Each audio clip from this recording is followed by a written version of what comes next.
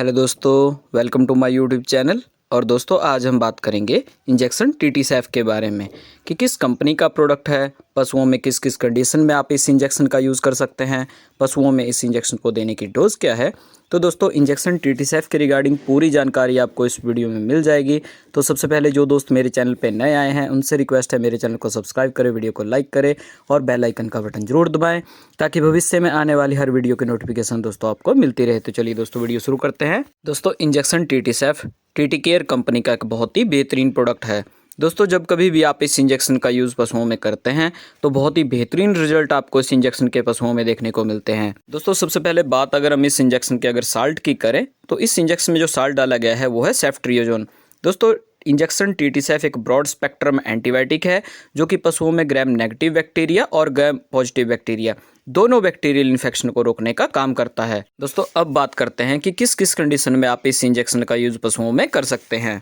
दोस्तों अगर पशु में रिस्पायरेटरी ट्रैक्ट का अगर इन्फेक्शन पशु में हुआ है, जिसमें कि पशु में ब्रोंको न्यूमोनिया या न्यूमोनिया कंडीशन पशु में हुई है, तो दोस्तों इन बीमारियों में पशु में मेनली होता क्या है कि पशु को सांस लेने में दिक्कत आती है, पशु में हाई टेम्परेचर होता है, पशु में बहुत ज़्यादा नेजल डिस्चार्ज इस कंडीशन में होता है और इसके साथ साथ पशु कई बार अपना खाना पीना बिल्कुल बंद कर देता है। अगर इस तरह की समस्या पशु में है तो उस कंडीशन में चॉइस ड्रग के रूप में आप इस इंजेक्शन का यूज़ पशु में कर सकते हैं। इसके अलावा दोस्तों अगर पशु में ड्रेंचिंग न्यूमोनिया का अगर केस पशु में हुआ है, जिसमें कि आपने गलती से अगर पशु को गलत तरीके से अगर दवाई पिला दी है जिसकी वजह से पशु ने खाना पीना कम कर दिया है, पशु में हाई टेम्परेचर की समस्या हो गई है, पशु को सांस लेने में अगर दिक्कत आ रही है, तो उस कंडीशन में भी चॉइस ड्रग के रूप में आप इस एंटीबायोटिक का यूज़ पशु में कर सकते हैं। इसके अलावा दोस्तों अगर पशु में यूरिनरी ट्रैक्ट का अगर इन्फेक्शन पशु में हुआ है, जिसमें कि पशु के अगर यूरिनरी ब्लैडर में स्वेलिंग हो गई है या पशु के यूरेथ्रा में स्वेलिंग हो गई है, तो दोस्तों इस कंडीशन में पशु में होता क्या है कि पशु रुक रुक के पेशाब करता है और पशु को पेशाब करने में दिक्कत आती है।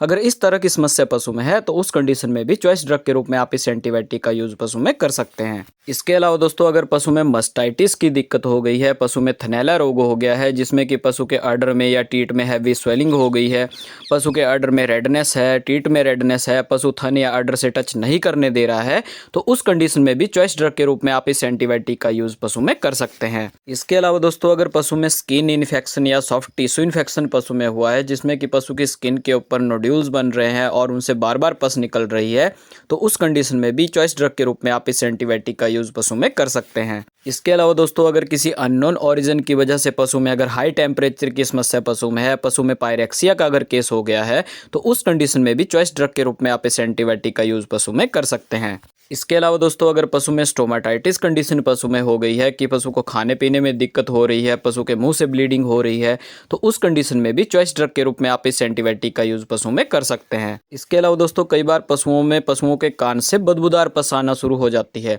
अगर इस तरह की समस्या भी पशु में है तो उस कंडीशन में भी चॉइस ड्रग के रूप में आप इस एंटीबायोटिक का यूज़ पशु में कर सकते हैं। इसके अलावा दोस्तों अगर आपको पशु में मेनिंजाइटिस या इंसेफेलाइटिस कंडीशन देखने को मिल रही है, जिसमें कि पशु खाना पीना बिल्कुल बंद कर देता है, पशु में हैवी सलाइवेशन होना शुरू हो जाती है, कई बार पशु सर्कुलिंग मूवमेंट करना शुरू कर देता है और पशु को खड़े रहने में भी दिक्कत आती है, अगर इस तरह की समस्या पशु में है तो उस कंडीशन में भी चॉइस ड्रग के रूप में आप इस एंटीबायोटिक का यूज़ पशु में कर सकते हैं। इसके अलावा दोस्तों अगर पशु में हीमोरेजिक सेप्टिसीमिया की कंडीशन अगर आपको देखने को मिल रही है, जिसको हम गलघोटू रोग भी कहते हैं, तो दोस्तों इस बीमारी में पशु में होता क्या है कि पशु के मुंह और गले में हैवी स्वेलिंग हो जाती है, पशु को सांस लेने में दिक्कत आती है और पशु खाना पीना भी बिल्कुल बंद कर देता है। अगर इस तरह की समस्या पशु में है तो उस कंडीशन में चॉइस ड्रग के रूप में आप इस एंटीबायोटिक का यूज़ पशु में कर सकते हैं। दोस्तों अब बात अगर हम इस इंजेक्शन की पशुओं में डोज की करें तो दोस्तों लगभग सभी जानवरों में 5 से 10 mg/kg बॉडी वेट के हिसाब से आप इस इंजेक्शन का यूज़ पशुओं में कर सकते हैं। इसके अलावा दोस्तों इस इंजेक्शन की अगर पशुओं में रूट की अगर हम बात करें तो इंट्रामस्कुलर और इंट्रावीनस दोनों रूट से आप इस इंजेक्शन का यूज़ पशुओं में कर सकते हैं। दोस्तों इंजेक्शन टीटीसैफ एक प्रेगनेंसी सेफ इंजेक्शन है और गाभिन पशुओं में भी आप इस इंजेक्शन का यूज़ कर सकते हैं। तो आई होप दोस्तों कि आपको मेरी ये जानकारी पसंद आई होगी। मिलते हैं दोस्तों अगली वीडियो में नए टॉपिक और उसकी फुल इन्फॉर्मेशन के साथ।